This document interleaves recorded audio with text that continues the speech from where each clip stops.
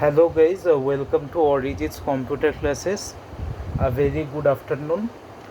Today I will be discussing about the sorting techniques that we need to know, because there are many places where we need to sort the array. First of all, let us understand what does sorting mean. Sorting means to arrange the elements of an array in an ascending or a descending order. So what does ascending order mean? So the smaller elements will be on the left side and the larger elements will go to the right side. So say suppose we are given an array, say this is an array written like 0 1 2 3. So these are the indexing.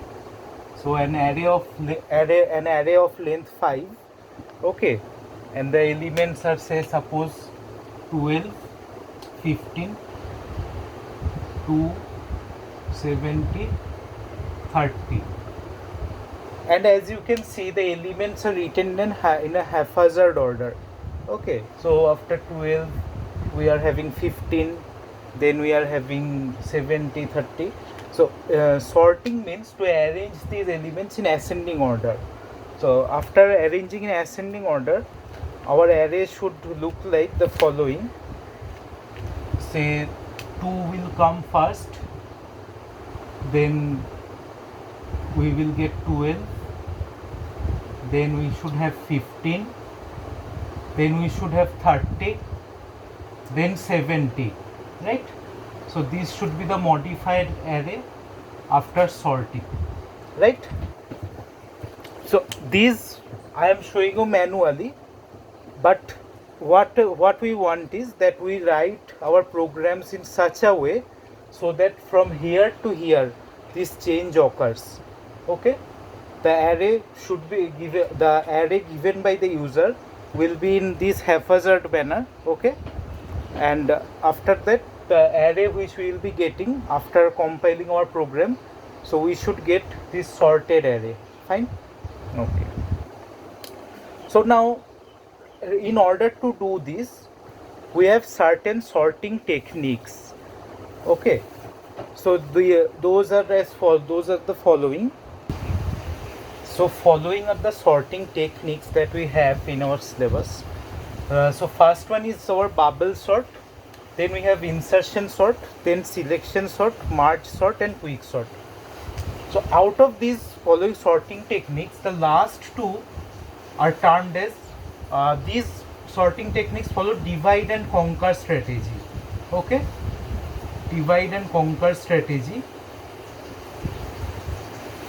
while the first three sorting techniques can follow iterative as well as recursive approach, but the last two sorting techniques, the merge sort and the quick sort, in order to optimize the time complexity, we use these two sorting techniques, which follows divide and conquer strategy and must have some recursive portion. Getting my point? So like the first three techniques can be done using only iterative or only recursive, but the last two cannot be done only using iterative technique.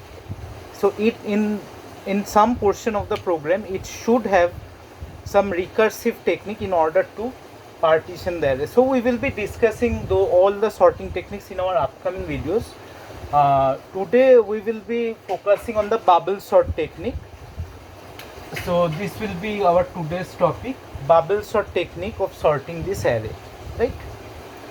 So bubble sort is actually what do we get by the name bubble sort.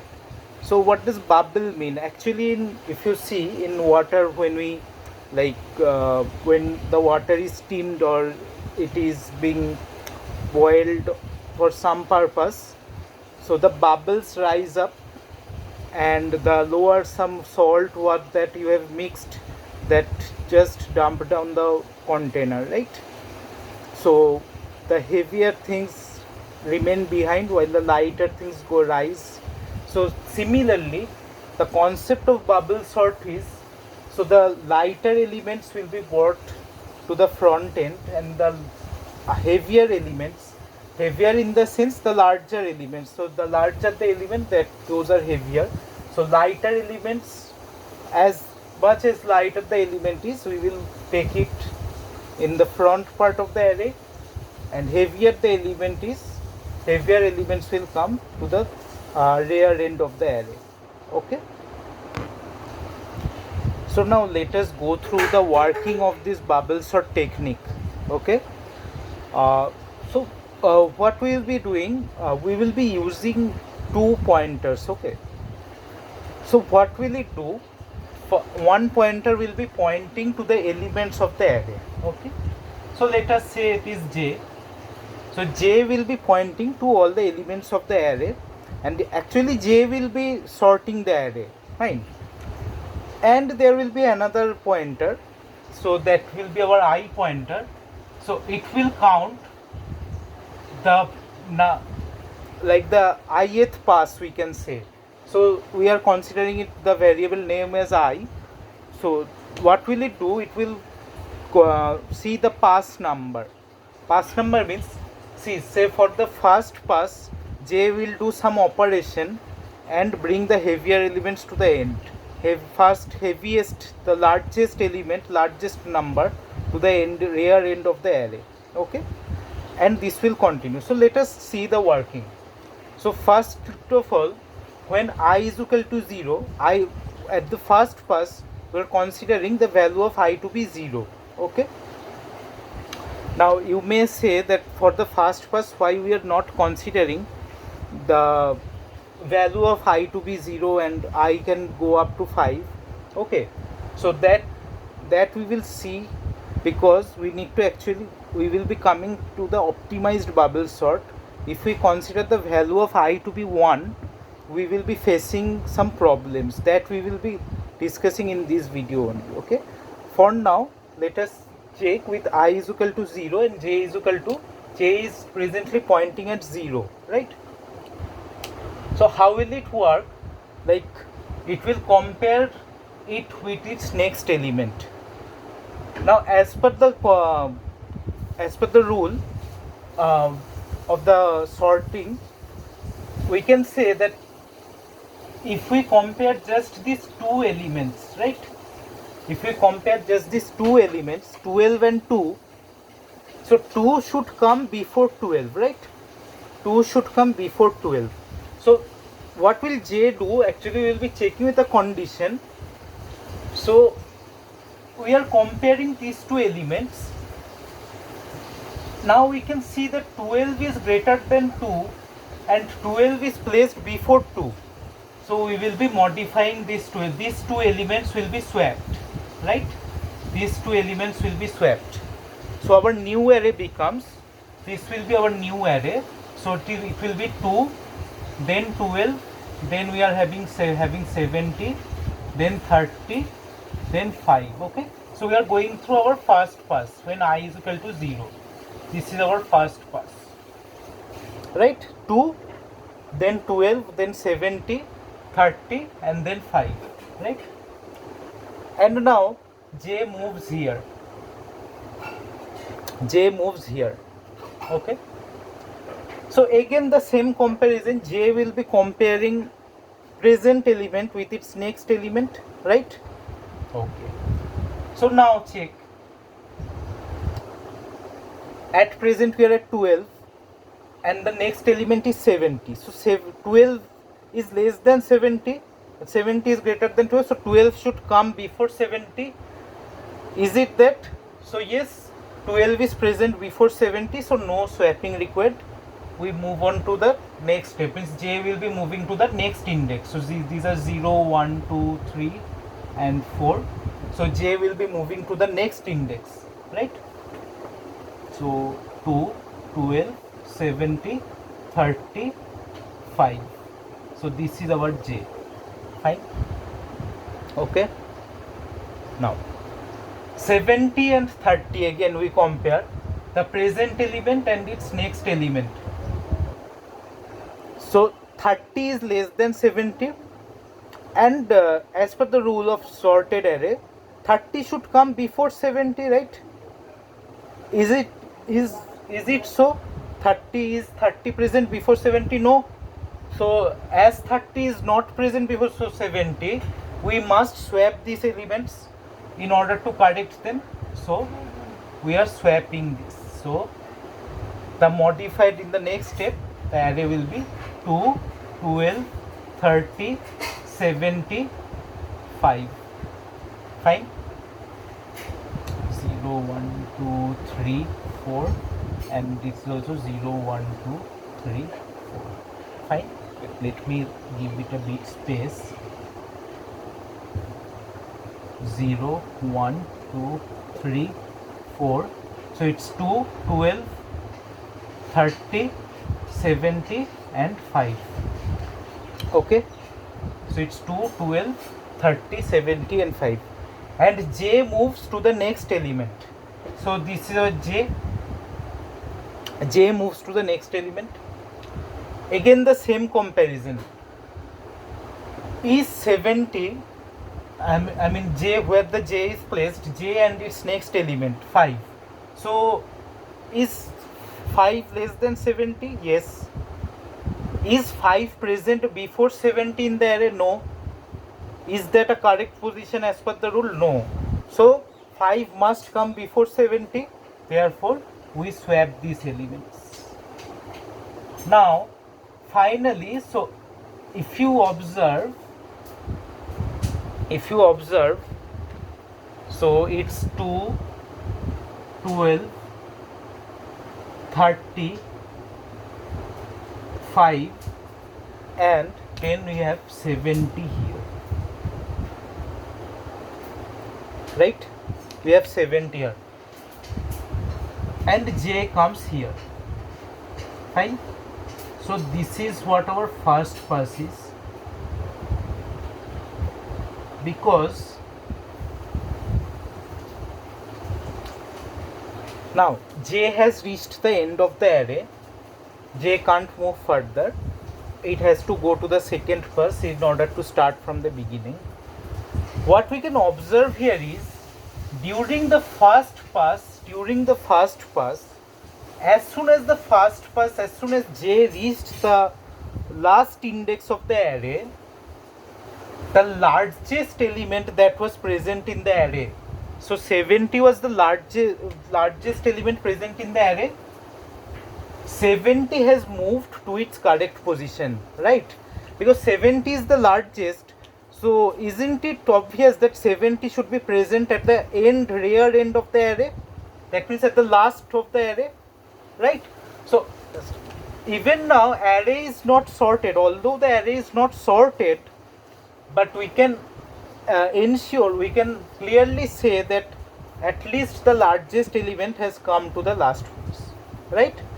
So at the second pass, we can obviously understand the second largest element should come to the second last position, right?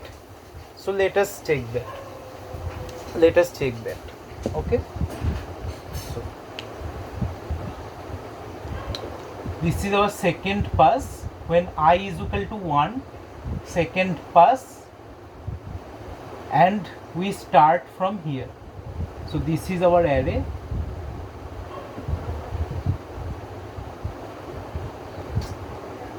Please don't mind.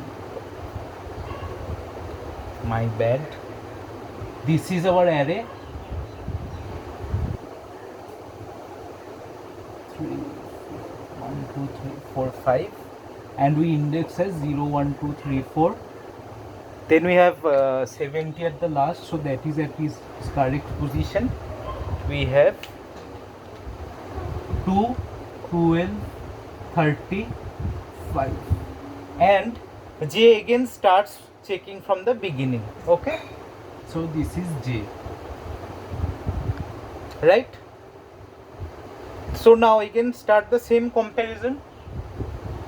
J and its next element 2 and 12. Okay, is 2 less than 12? Yes. Are they placed at the correct positions? If j and j's next element is 12, Is this the correct position of 12 and 2? Yes, because 2 should come before 12, right? So J moves to the next element. So if we redraw the array 12, 30, 2, 12, 35, 70. 70 I am writing with red because 70 is at its correct position. So this is 70. Right? J comes to the next element. So 12 and 30. Is 12 less than 30? Yes. Is 12 present before 30 in the array? Yes. So no need to swap. Proceed. 2, 12, 30, 5, and we have what? 7. Now J moves to 30. Is 30 and 5, 30 and its next element 5, that is 5 less than 30? Yes. Or if you check in the other way, is 30 less than 5? No. So are they placed at their correct positions? Does 5 come before 30 in the array? No, they are not at their correct position. That means they must be swapped, right? So they must be swapped. Okay. So the next we can redraw it as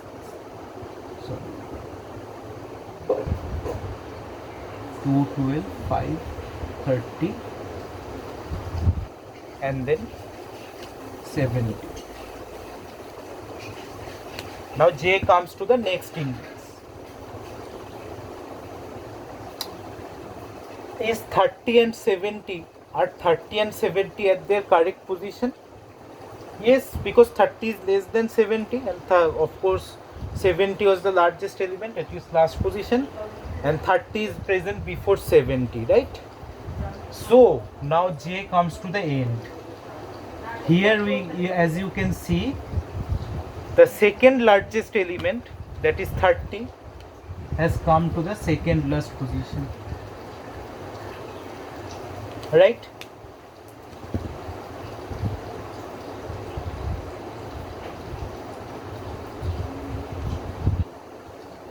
So now can we say at least this portion of the array, this half of the array has become sorted, right? And this portion is still unsorted. Okay. So now if we at the second pass, even the second largest element has come to the second last position. So at the third pass it is obvious, because these two elements are only at its incorrect position. If 5 comes before 12, the entire array will get sorted, right? So hope you have copied this. So I am erasing this portion.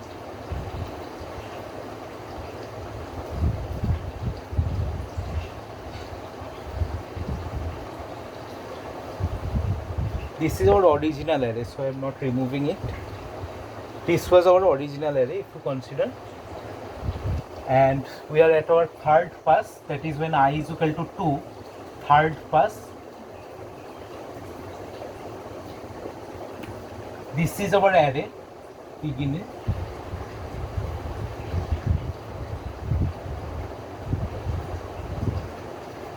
Two, 12, 5. Then we have 30, then we have 70. Fine. So 0, 1, 2, 3.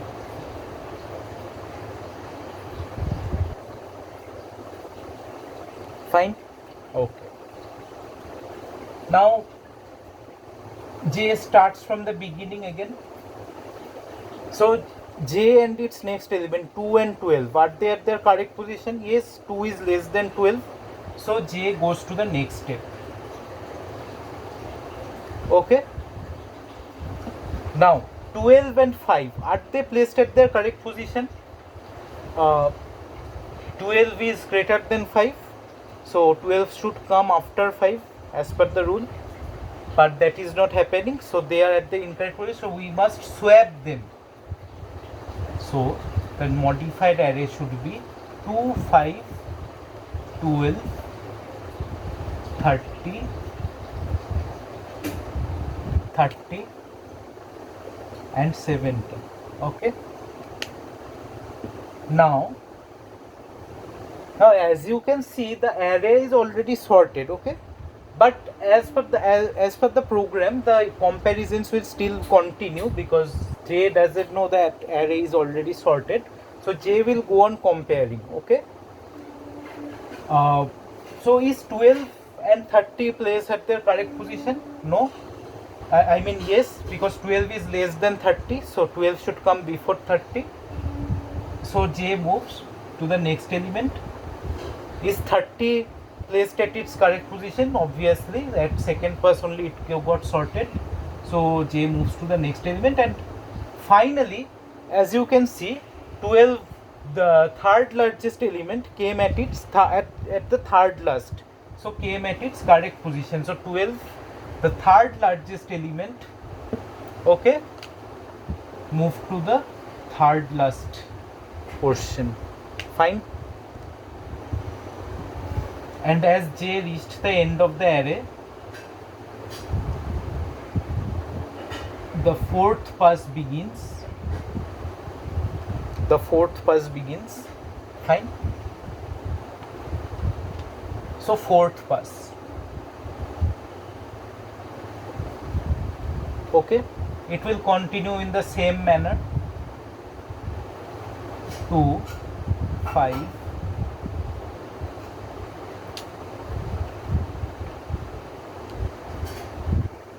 15, 30, 70. Right. So now you can see that J will again be starting from 0. So 2 and 5 placed at its correct position. Then J moves to the next element. 5, 15 correct position. 15, 30 correct position. Then 30, 70 all correct. So J moves to the end. And at last, so 5.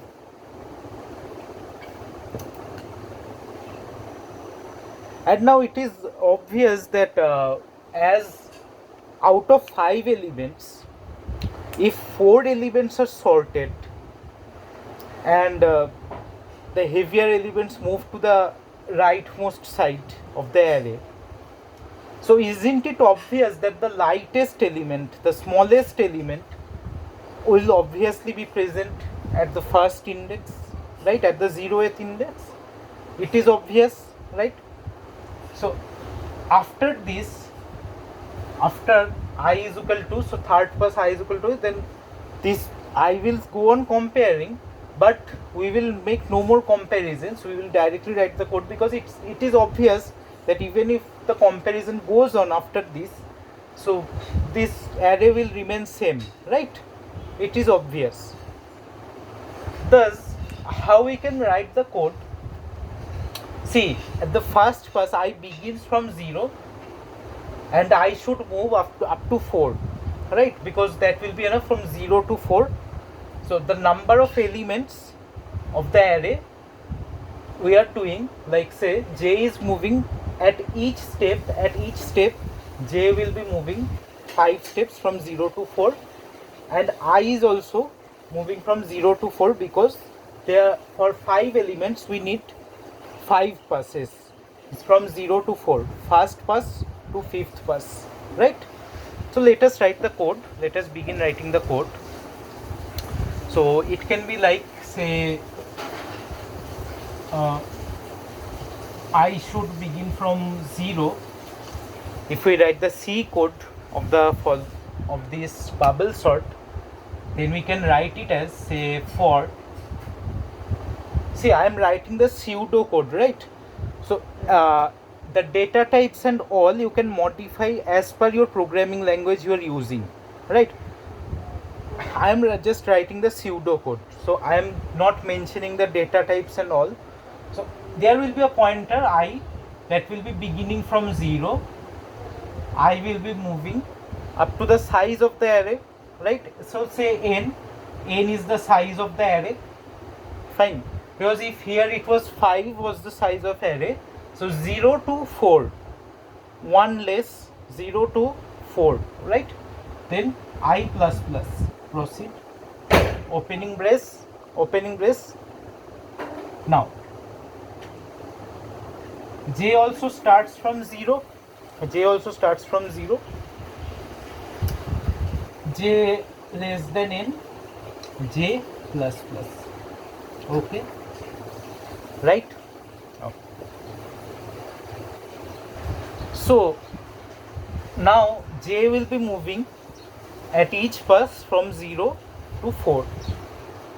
During this time, during this iteration, we need to check if the element at which j is pointing and the next element to j, right, and the next element to j, whether they are placed at their correct position or not.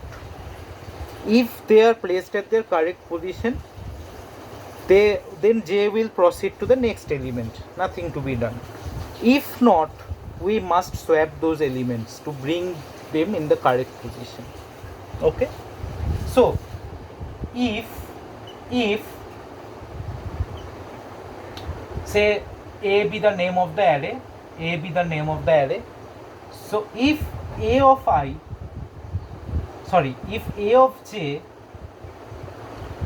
so when were we swapping? If j was greater than the next element, right? Here we swap 30 and 5 because 30 was greater than 5.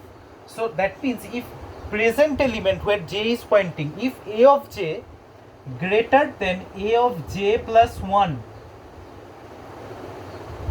what should we do? We should swap.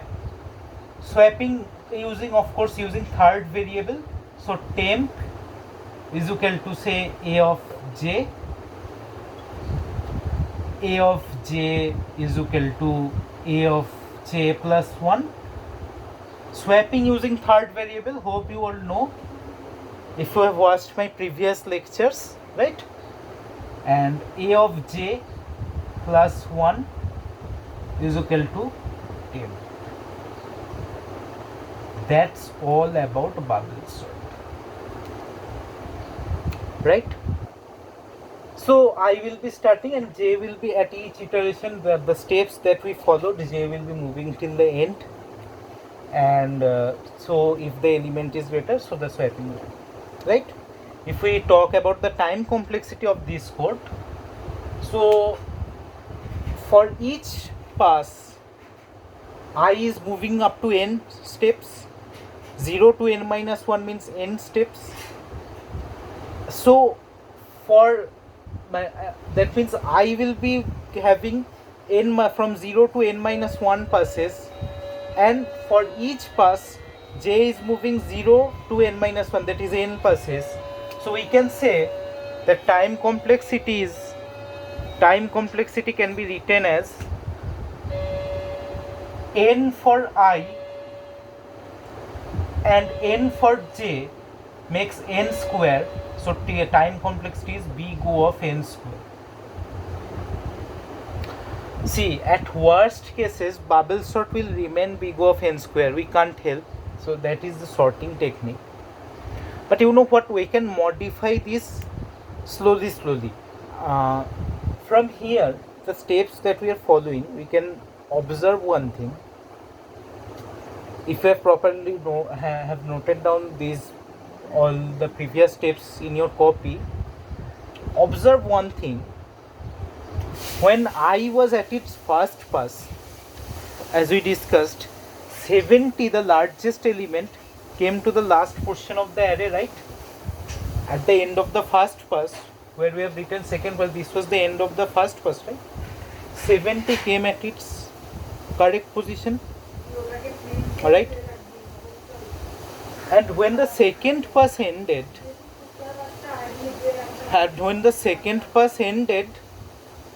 the second largest element came at its second last position, right? That means at ith pass, so when there was first pass, the largest element came to the last portion of the array. Second pass, second largest element came to the second last portion of the array. So at ith pass, we can say, like say for second pass this portion was sorted. At ith pass, can we say n minus I minus 1th portion of the array, n minus I minus 1th portion is sorted, right? N minus I minus. So at the end of the first pass, that means first pass means I is equal to 0. N minus I minus 1. So n means 5 here. 5 minus 0 minus 1. That is 4. So index 4, element at index 4 is at its correct position. We don't need to compare it in the second pass, right? We don't need to compare it in the second pass, right? At the second pass, I is 1. So n minus I minus 1, that is 5 minus 1. At second pass I was 1. 5 minus 1 minus 1, that is 5 minus 2, that is 3. So up to index 3, if we say index 3 and 4 are sorted, right? That means actually the comparison must be made up to index 3. So this is the margin line. Up to this it is unsorted, and after this becomes sorted, right? This is the margin line. So instead of making those unnecessary comparisons where the portion of the array got sorted, we can stop the J at this margin only at each pass when the last two portion of the array got sorted. Why should we waste the time of the compiler? Rather, we should check up to this portion of the array, and also at the third pass when the 3 elements are sorted, we should check only these 2 elements, right? So how we can modify? We can write here, instead of less than n, we can write here j less than n minus I minus 1, right? J less than n minus I minus 1, right? Now if you see at the first pass, when I is equal to 0, so there is the comparison will be up to index 4 only, because see n, that is 5 minus 0 minus 1, 4. So j less than 4, right? Fine. So in that case we can better make it less than equal to, that will be better, because the comparison will be up to index 4, right? Comparison will be up to index 4 at the first pass. When first pass begins, we need to compare all the elements, we need to check all the elements. So j less than equal to n minus I minus, so 5 minus 0 minus 1, j will start from 0 to and go till 4. Fine. So at the end of the first pass, when the last element has been sorted, we can just modify the margin up to here. So this will be the margin for the third pass, right?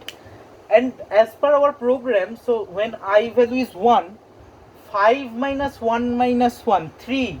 So from 0 to 3, j will be moving, right? So only these up to 0 to 3, these elements will be compared. At the end of the second pass, when I is at its third pass, 5 minus 2, at third pass I is 2, 5 minus 2, that is 3 minus 1, 2. So I will be just narrowed to these 2 elements at the third pass. I hope you have copied in your copy.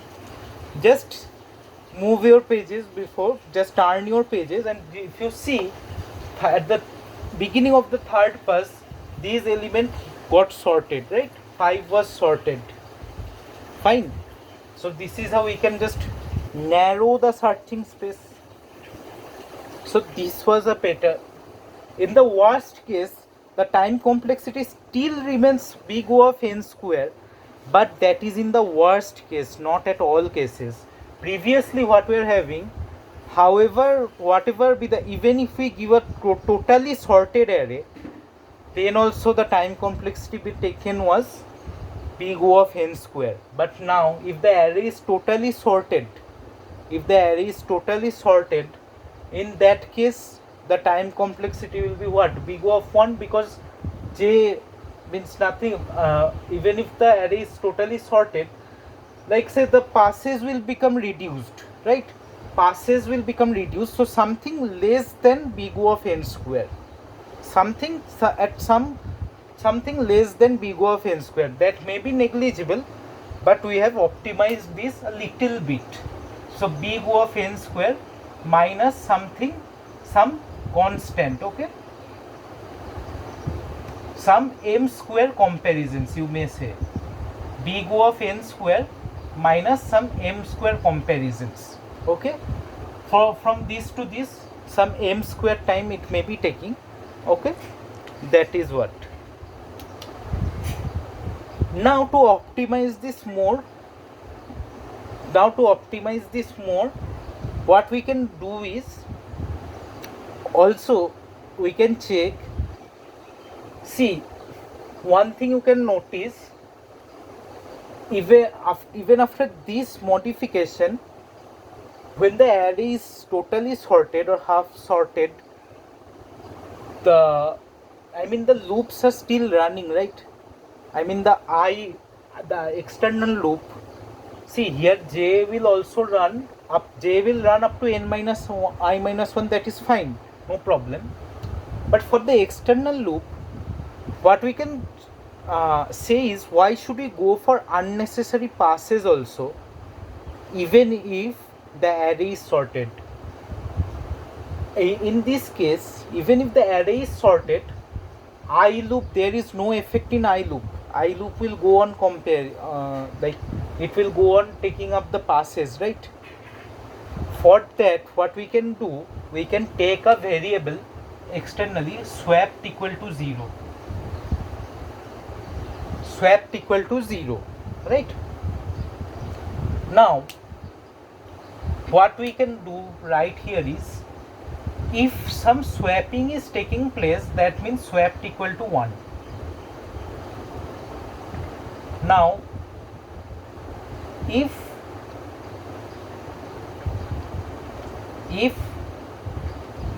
swapped equal to 0, then break the I loop. Just move out of the loop. No need to check.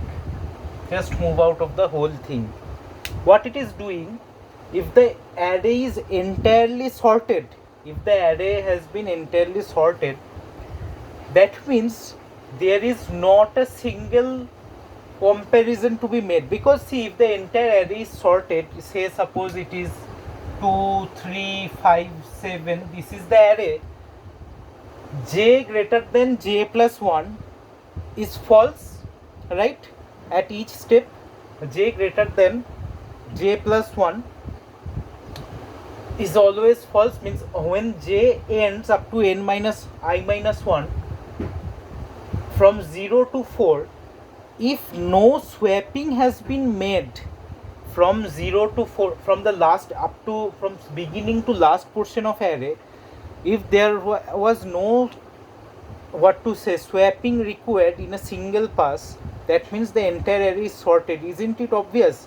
Because if there is some sort of incorrectness in the array, some sort of swapping must take place at each pass. By the time we reach the end of the array, some sort of swapping must take place, and as soon as it takes place, it must become 1, and so this condition will be false. But if it is entirely sorted, we will not make any comparison. So if in this case, previously what it was happening, even if the array would have been sorted, then also it was taking some big O of n square minus m square.